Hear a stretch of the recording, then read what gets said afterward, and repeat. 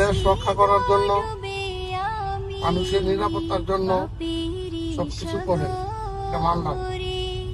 কিন্তু এমন কিছু করিবেন না যে জিনিসটা আপনার বডির মধ্যে আঘাত খাবে। কারণ রিস্ক নিয়ে আপনি একটা গাড়ি ধরতে যাবেন, গাড়িওয়ালা বাঁচার জন্য আপনার উপরে মারিয়ে দিব, দরকার নাই।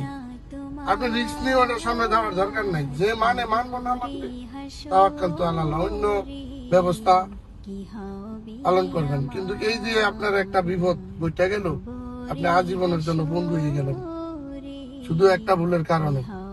কি এমন ক্ষমতা দেখাইতে গেছেন যে মোটরসাইকেলটা এইভাবে ধরতেই হবে? আজকে দেখেন আপনার পরিস্থিতি কেমন হয়েছে। এই ভিডিওটা বেশি বেশি করে শেয়ার করে দিবেন, যাতে প্রত্যেকটা প্রশাসন ভাই আমার এই ভিডিওটা পায় এবং দেখে।